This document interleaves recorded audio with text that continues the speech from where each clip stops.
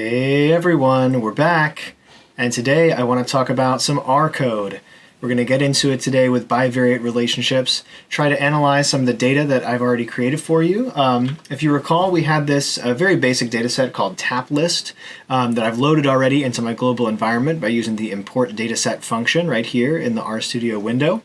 And you'll see that today my bivariate relationship analysis will require two libraries. Let me fix this spelling here. Goodness, that's embarrassing.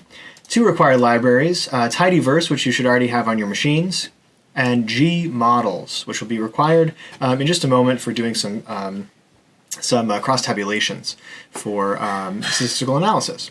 So if we go up here to Tools, remember you can go to Install Packages right here, and that will allow you to install gmodels by typing it into this window if you don't have it. So you can press that Install button, get it going, and then make sure also that you run these.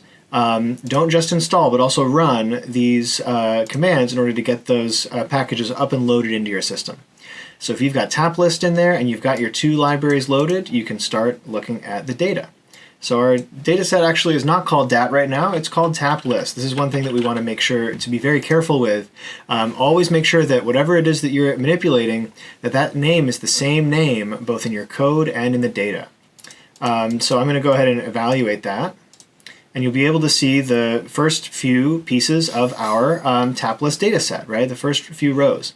If you recall from long ago in the course, we had a number of different beers on tap here. We've got the type, we've got the size, I guess in ounces here, the alcohol by volume, which is in a percentage, the state of origin, the brewery, which is a little bit more specific, and then the price here.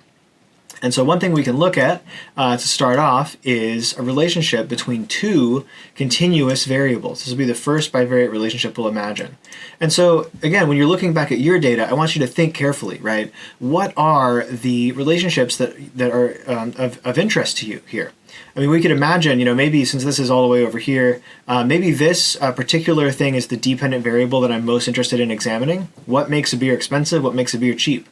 And so the first thing we could think about is, what about alcohol by volume? Is it possible that boozier beers are ones that tend to cost more or not? That would be a very interesting relationship to examine.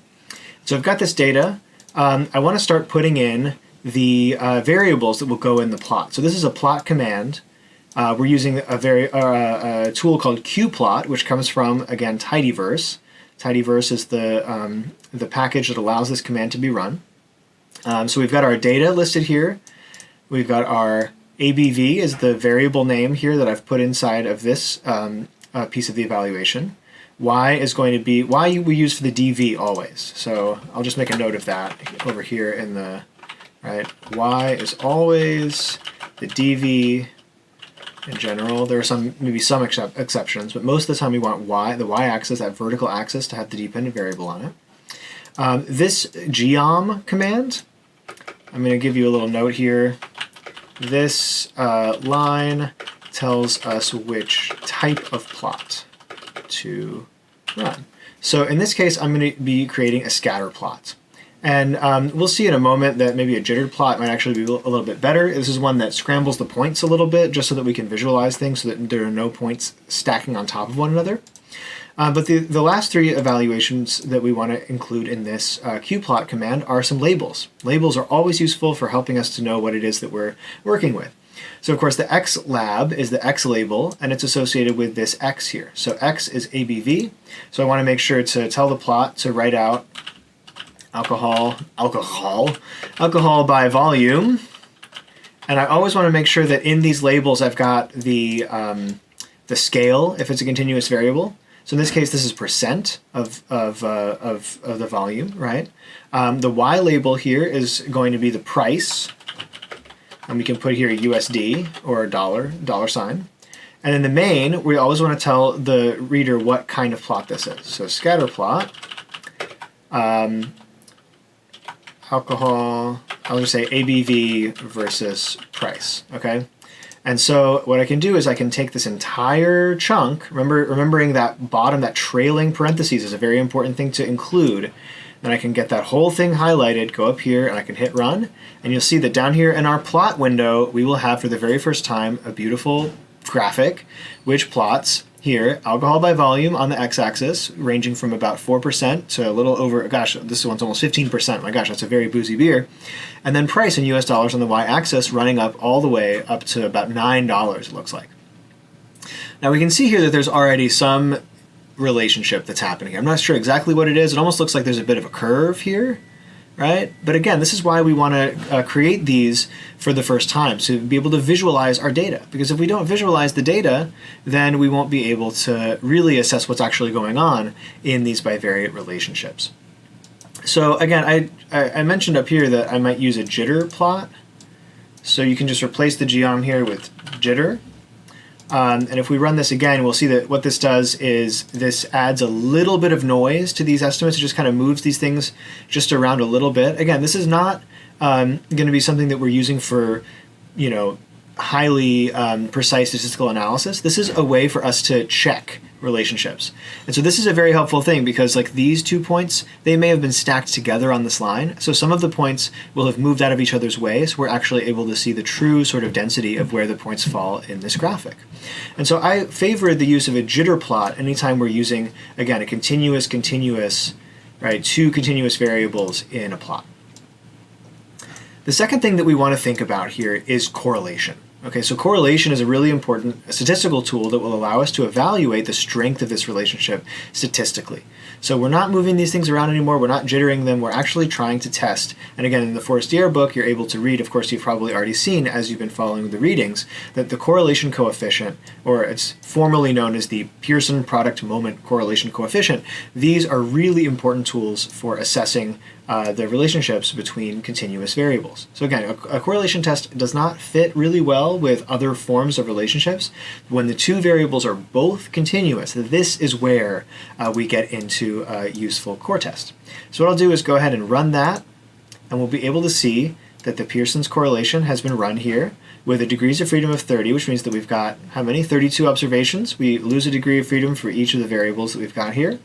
But ultimately, what we end up here with is a correlation coefficient. This is the thing at the very bottom here that says core of 0.67. Okay, 0.67. What does that mean? Well, in a later video, I'll be telling you a little bit more about how to interpret these statistics, but for now we can know that a correlation coefficient of 67 is essentially very high. And so we know that there's a strong correlation between these 2 variables. It seems like we're well on our way to saying something meaningful about the relationship between ABV and price. Seems like boozier beers, after all, tend to be more expensive. I wonder why that is. Well, I guess that's something that we would need a theory to be able to speculate on. So in a moment, I'll show you just a couple more relationships before we wrap up for the day. Okay, so we're back and we want to look this time at a box plot.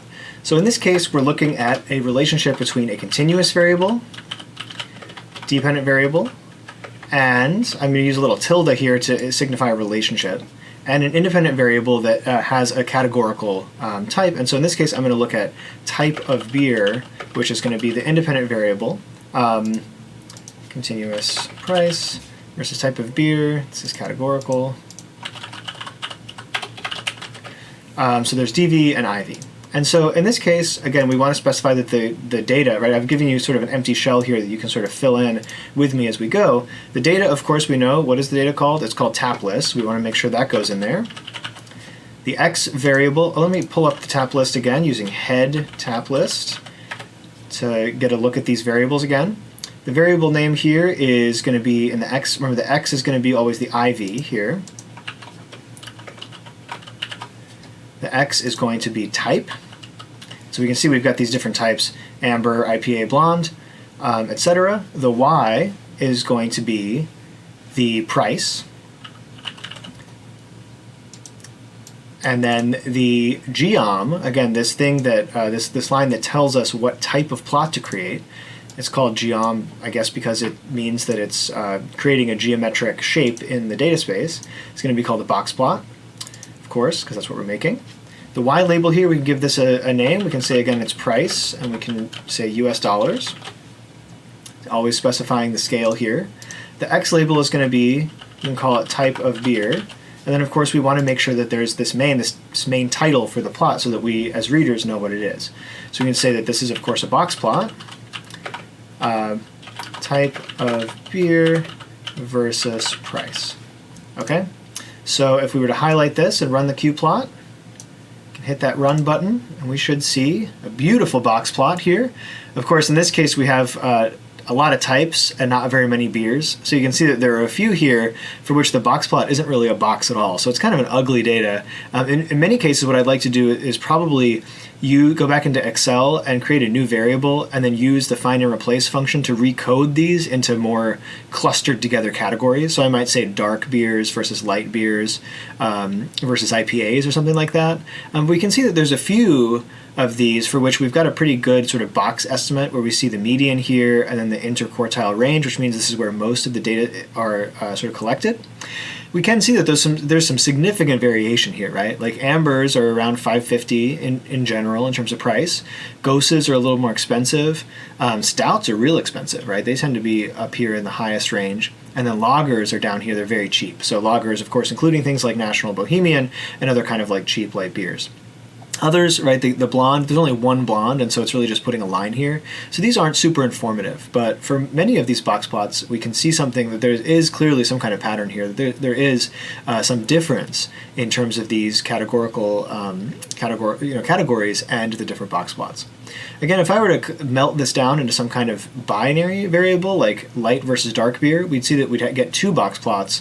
For many of your projects, those kind of binary variables might be very helpful to assess differences.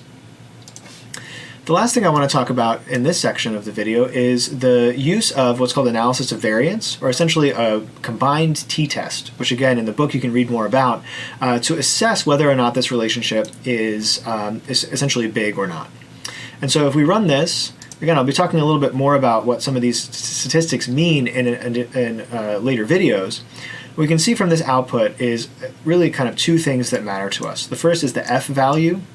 This is essentially a generalized t statistic, which comes out of the ANOVA because we've got multiple groups here. In a t-test, as you can read about, this is really only a comparison of two groups. We have many groups here. This is essentially a test of whether or not these two groups these multiple groups differ from one another. And we can see also here in scientific notation a p-value, which I'll be devoting a lot more time to in an additional video. A p-value here which is extremely small. In scientific notation, e to the negative 11 means that this is actually 0.881. So that is what that means. This is a very, very small number. And so what a small p-value and a large f value, or f statistic, which again is the generalized t statistic, this is telling us that there is a pretty significant relationship between the type of beer and the price. So we'll talk a little bit more about statistical significance and the size of these f values in another video, but the thing to take away from this is that yes, there is clearly a pretty substantial relationship between type of beer and price. And again, a box plot allows us to learn that along with this ANOVA, which is again a generalized version of the t-test. One thing to mention, as you're putting these variables in here, remember that the tilde here is the notation that's required for an analysis of variance, which differs a little bit from the core test. I've tried to split these up into sort of different looking shapes here, just so that you get a feel for what they should look like. Alright, so the last thing that I want to do today is look at a plot that's designed best for looking at nominal relationships. So that is, any relationships for which there are two categorical variables that we're trying to examine together. So again, this doesn't include just nominal, but also, I'll say ordinal, could also be very useful here as well. Nominal or ordinal variables. And so if we're examining this, the best way to think about this is what's called a geom bar, but really that's just a generalized way of saying it's a histogram. And so we'll be counting the beers here using a command called stat equals count. And so we want to make sure that, again, this is this bar chart comes with this additional line here called stat equals count. Why is that? Well, it's essentially because there is no y-axis in this plot. Instead, we're using a variable called fill here to be able to construct this this plot. And you'll see why in a second. Essentially, again, instead of these earlier graphics, which are putting the price on the y-axis. Here we're simply just counting up the instances, or the number of rows in the data set for which these different conditions are true. And that's, again, because categorical variables, really all we can do is count up the way that those are related in the data. You'll notice one additional change that I've made here, which is that I've actually created in this example a binary variable called Maryland. If you look at the original origin variable, you'll see that here I'll create a table here so we can see it. Tap list $origin. There's a ton of different states in this data set. And so there's 13 Maryland beers, but there's beers from all over the entire United States, including Hawaii, in addition here. And so there are too many categories here in order for us to do any kind of reasonable inference. So what I've done is I've gone back into Excel, I've created a new column, and I've used find and replace to recode things that are not Maryland with a thing called not Maryland.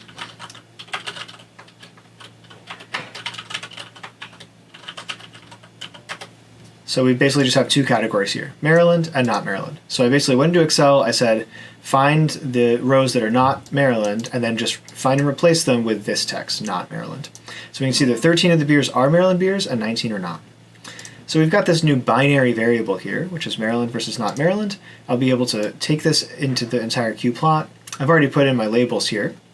I'm going to go ahead and run them, and we'll be able to see here for the first time a beautiful, again, histogram which has separated these different counts into Maryland versus not Maryland. And so by looking at this sort of salmon-colored set of bars here, we're able to assess the difference in the relationship between Maryland beers and not Maryland beers. And I mean, the first thing that really stands out to me here is that of the IPAs, it seems like about half of them are Maryland beers. And of the stouts as well, it seems like there's a disproportionate number of Maryland beers. However, when it comes to some of these other beers, like the Amber, the Gose, and the Lager, there are relatively few Maryland beers. And so this is something that already is giving us an indication that perhaps there's a relationship between Maryland beers and some of this type. So it seems like Maryland brewers tend to favor specific kinds of beers when they produce them. They tend to stay away from Goses, and they tend to instead create some of these heavy IPAs and stouts. They like heavier beers, it seems like. We can also examine this relationship in a little bit more detail by constructing what's called a crosstab. So this is another really powerful tool, and it's a powerful tool that you use for analysis between two ordinal or categorical nominal variables whenever you are running this kind of analysis. Because again, this command chi-square equals true means that we'll get a statistic which is associated with this table, which allows us to make a statement about whether or not this relationship is significant, or whether it was unlikely to have occurred by chance alone. So if we select this and run it, you'll be able to see this creates this really big, really big crosstab here. The cross table command, by the way, is only able to be run because we've got the gmodels tool here. So if it doesn't run for you, it means that you do not have gmodels successfully installed and run. But if we do this, right, you'll see that occasionally you get some warnings about this. In this case, we don't get a warning, but sometimes you'll get this one that says chi-square approximation may be incorrect. And that could be what happens if you've got too many cells in this crosstab. So if I were to run this on, instead of Maryland, the original origin variable, I would get some command errors here, or some warnings. But you can see here that essentially what this is doing is it's counting up the number of beers in each category that belong to Maryland and do not belong to Maryland. And then for each of those, it's going to calculate for me a couple of different statistics. So we can go down here to the legend to be able to figure it out. It'll tell you that we essentially have the column, the row, all these different percentages here that are listed here. This is not super important at this particular moment. What we are most interested in finding out is this thing at the very bottom here, the p-value associated with the Pearson's chi-square test for significance. We can see here that the p-value is pretty large. It's 0.34 on a scale that ranges from 0 to 100, which means that it is not what we would call statistically significant. So even though we can see sort of categorically that there seems to be some degree of difference here in terms of whether Maryland brewers are producing IPAs, stouts, blondes, whatever, that is not a statistically significant or a reliable kind of finding. So we can't say anything really generalizable about this relationship at this moment. Instead, we're going to have to maybe think about ways that we could group these variables together a little bit more to be able to say something more reasonable. So the last thing that I did was actually create another variable here which is called light. So this variable, again, categorizes the beers into two binary categories, dark and light. And if I go back up here and I change my qplot to look at that, we could see that maybe this, this relationship snaps into focus a little bit more. So let's see what happens if I do that.